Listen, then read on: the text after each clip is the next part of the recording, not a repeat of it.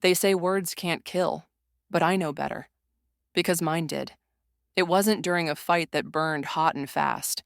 No, it was the kind of dull, worn-out argument couples have when they've been together too long. The bills on the counter, the groceries that never stretch far enough, the feeling that everything in our life had become a calculation of what we could afford and what we had to sacrifice. Daniel sat across from me at the kitchen table, shoulders hunched, eyes tired, talking about cutting back on family dinners out, on the soccer trip our son wanted to take, on little luxuries that made us feel human. And something in me snapped. It wasn't anger at him, not really. It was the weight of 18 years of routine pressing down on me, the suffocating sense that this was it. This was all there was going to be. And that's when I said it. Maybe I would have been happier with my ex. The second it left my lips, the room went silent. Daniel didn't shout. He didn't accuse. He didn't even ask me why. He just set his fork down, his jaw tightening in a way I'd never seen before, and walked away. No slammed doors, no bitter comeback, just silence that told me I had gone too far. I'm Clara, and I'm 41 years old. I've been married to Daniel for 18 years. We met when I was 23 and thought love was something that could survive on its own without tending. Together we built a home, raised 2 children, Sophia, 16, and Lucas, 13. And somewhere along the way, what once felt like a love story started to feel like a schedule. And now I can't stop replaying that moment at the kitchen table, because with 7 words, I may have broken the man who gave me everything. People think marriages end in explosions, affairs, betrayals, screaming matches that rattle the walls. Ours didn't. Ours began to fade in the quiet, everyday ways no one warns you about. When Daniel and I first married, he used to leave little notes in my purse before work. Sometimes it was as simple as, "Good luck with your meeting," or "Dinner's on me tonight." Back then, even the smallest gesture felt like proof that we were still choosing each other every day. Somewhere between mortgage payments, late-night feedings, and teenagers who needed rides to practice, those gestures disappeared. Not because he stopped loving me, I don't believe that, but because life crowded out the space where romance used to live. Now our marriage runs like a well-oiled machine. We pay the bills, juggle the kids' schedules, plan groceries around what's on sale. We argue about practical things, money, chores, sleep, never about dreams or desires. Daniel is steady, reliable, the kind of man who never misses a dentist appointment, who fills up the car before the gas light even turns on. But he isn't expressive. He doesn't say much unless it's necessary, and over the years I began to mistake his silence for indifference. I know he loves me in his way, in the packed lunches and the light left on in the hallway when he knows I'll be home late. But sometimes, love disguised as routine doesn't feel like love at all. It feels like obligation, and that's where the bitterness grew. It wasn't about my ex. Not really. It was about the version of myself I barely recognized anymore. The young woman who once laughed until she cried, who believed she could have passion and partnership at the same time. By the time I realized how much I missed her, it was too late. The words had already left my mouth. It's almost funny. I hadn't thought about him in years. My ex was a chapter I closed long before I met Daniel. He was the kind of man who burned bright and fast, all charm and spontaneity, but no real foundation. We fought hard, made up harder, and eventually broke apart the way unstable things do. By the time I walked away, I knew he wasn't the kind of man you build a life with. Daniel was. Daniel was safety after chaos, steadiness after storms. With him, I could breathe. With him, I felt like I had a future. I never spoke much about my ex once Daniel and I were married. What was there to say? He belonged to another life, another version of me. But Daniel knew. Of course he did. Everyone knows the outlines of the people who came before. And now, because of one careless sentence, that old ghost is suddenly alive in our house. Not because I miss him. God, I don't. But because I said his name out loud. I gave shape to a fear Daniel probably carried deep down, even if he never admitted it. That after 18 years, I might still be comparing him to someone he could never compete with. The truth? There is no comparison. One was wild and reckless, the other solid and dependable.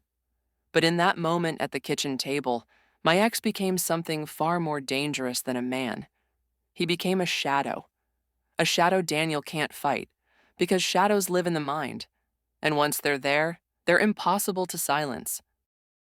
Silence has a sound. It's the clink of a fork on a plate when no one says thank you. It's the shuffle of footsteps down the hallway without a good night. It's the pause after a question when the answer never comes. That's what my house sounds like now. Daniel didn't yell after I said it. He didn't even ask what I meant. Instead, he built a wall of silence between us, brick by brick, moment by moment. He moved into the guest room the same night, carrying his pillow without a word. He eats dinner at a different time than I do now, as if we're roommates sharing a kitchen, not husband and wife. He doesn't look at me. Not in passing, not when I speak, not even when we're sitting in the same room. His eyes slide past me like I'm a stranger. At first, I told myself it was temporary, that he just needed space.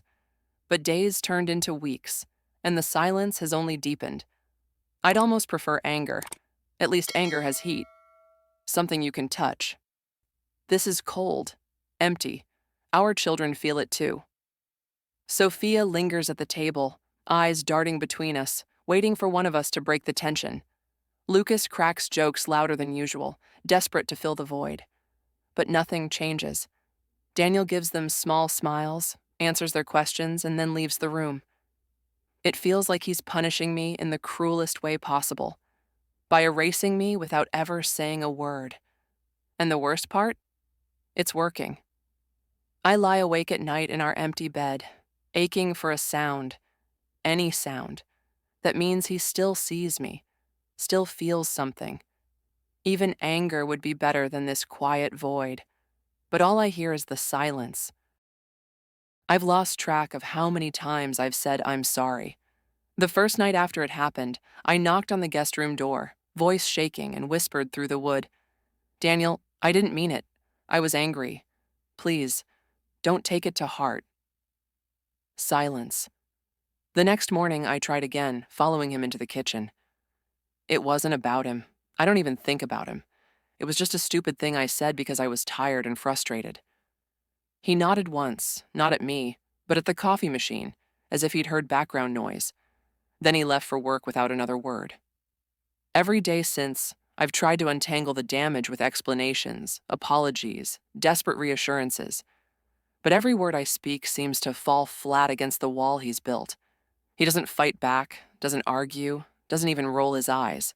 He just withdraws further, as if my voice is static he can switch off. I've left notes on his pillow. He didn't touch them. I've sent long texts when he's at work, pouring my heart out, confessing how much I regret it. All I get back are one-word replies. Okay. Fine. Noted. It's like I'm screaming into a canyon and the only thing that comes back is the echo of my own regret. The truth is, I don't even miss my ex. I never did. What I miss is the version of Daniel who used to look at me like I was irreplaceable. And what terrifies me most is the thought that I've killed that look forever. I thought words faded once they were spoken, but this one hasn't. It hangs in the air, poisoning every attempt I make to heal us. And now, no matter how many times I say I'm sorry, I know he doesn't believe me. Maybe he never will. It happened slowly, then all at once. At first, it was the separate dinners, then the separate bedrooms, then the separate lives under the same roof. I kept telling myself he'd soften, that the silence would break eventually, that love this old and this weathered could survive even my worst mistake. But one night, as I sat at the kitchen table waiting for him, he came home later than usual. He placed his keys on the counter, looked at me briefly and said, "This isn't working, Clara. Maybe we should think about separating." My heart stopped. Not because I didn't see it coming. I had. But because it was the first time he'd admitted out loud what his silence had already made clear. I begged him to reconsider. I reminded him of our years together, our children, our history. But he only shook his head. "I can't unhear what you said," he whispered, his voice breaking. "And I can't stop seeing the ghost of someone you once loved every time I look at you." And that was the cruelest part, because he doesn't look at me anymore. He glances past me, over me, through me. It's like I've become invisible in my own marriage. That night I lay awake, staring at the ceiling, thinking about the sentence that ruined us. Maybe I would have been happier with my ex. 7 words. 7 words that turned a life into rubble. And here's the part I never admitted until now.